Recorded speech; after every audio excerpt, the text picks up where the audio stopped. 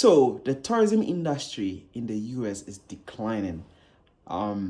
Example, even Las Vegas, the number of people who used to go to Las Vegas annually has been declining seriously. Why? Because of a lot of foreigners or tourists saying that they are uncertain about the new administration in the US. And guys, I don't do politics, but this is what they are saying.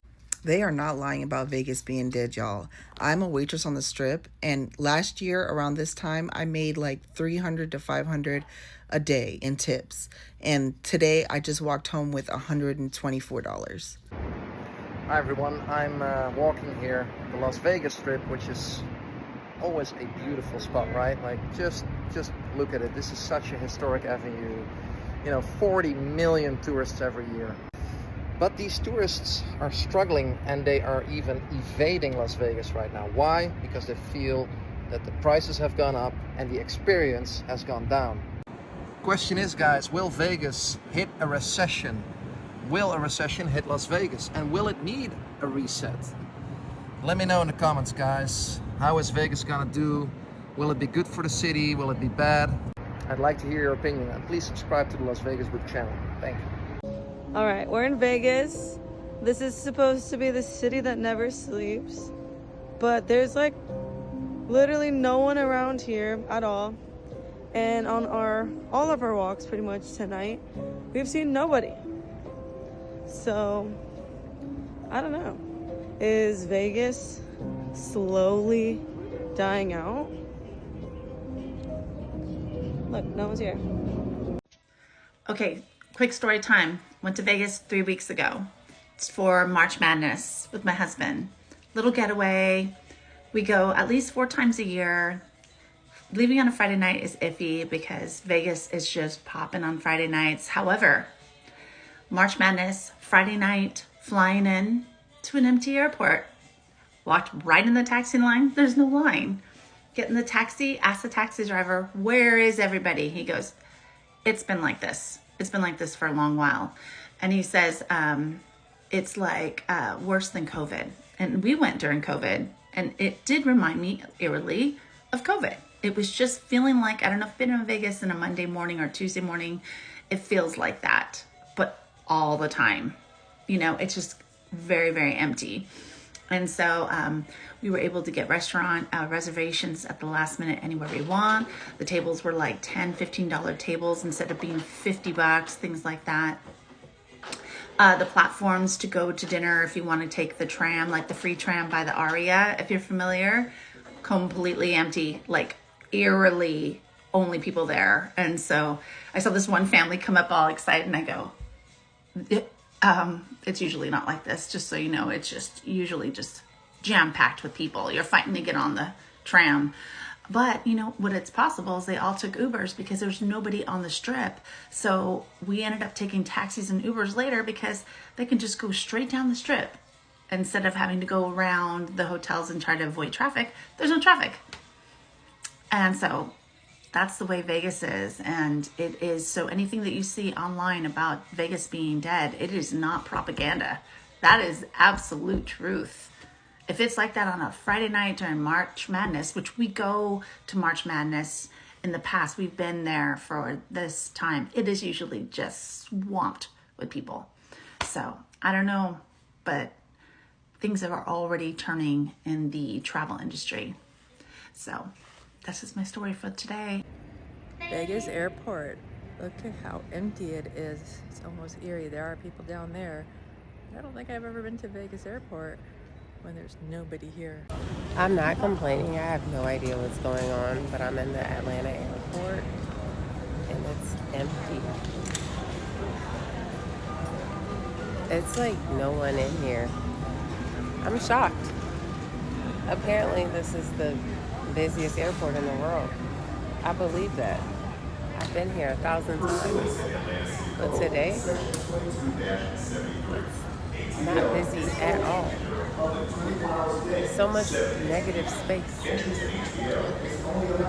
A lot of Canadians used to actually visit America. I didn't know that millions and millions of Canadians used to visit America a lot. The number has reduced drastically, and I think that's retaliation by the government because of the tariff and whatnot. Um, this is a very interesting time that we're living in right now. The number of Canadians traveling to the US right now is back to COVID 2021 levels. To put it into perspective, in 2024, Canadians made 20.4 million visits to the US. In 2021, that was under 10 million. If this is true, this would be a $10 billion hit to the US travel industry versus the $4 billion that was originally forecasted at the beginning of the month. The US Travel Association has said that even a 10% reduction in Canadians traveling to the US would translate into $2.1 billion in lost spending, 140,000 jobs jeopardized. So given the numbers that are now coming out, this would be times 5. So 10 billion lost in spending and about 700,000 jobs jeopardized. Love to get any thoughts in the comments on how real this is for those who are experiencing it firsthand, whether you're in the US or a Canadian. And where's everyone traveling to? Because the data we have is also showing that travel spending is actually rebounding in March right now. And I assume it's because there are a lot of travel deals out there. And if so, where are the travel deals at? Please share. So I've canceled my next trip to the United States. I was meant to be going there in later April. I was looking forward to it as well, like going to Boston, New England, beautiful places, lovely people. In fact, I even have both friends and actually some relatives in Maine, but I've canceled it because ICE or whatever the hell it is detaining people. I mean, they detained a young Canadian for 10 days. They apparently arrested a bunch of Germans recently. They're going through people's phones. Like, this is meant to be, the United States is meant to be the beacon of democracy and freedom and so forth. Well, it is anything but. This is what fascism actually looks like. It is awful in North Korea, and it is awful in Saudi Arabia, and it is awful in Iran. So we can all be honest about that. But when that sort of thing settles in to what we consider to be the free world, that is the erosion of any value that we actually stand for. So I bring business to the United States, right? I run tours. Well, I'm not going to now. It's shocking, but I woke up 3 days in a row worrying about flying down there.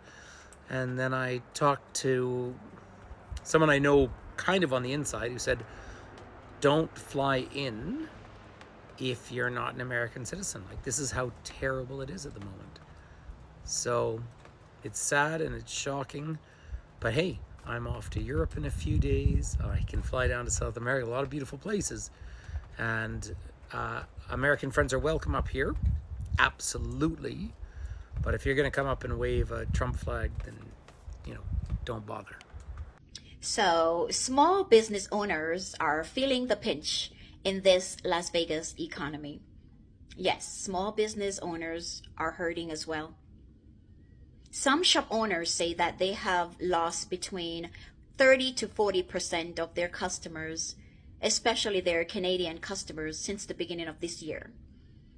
And as far as the hospitality industry concerned, well, hospitality workers say that their tips have been down at least 50% since this year.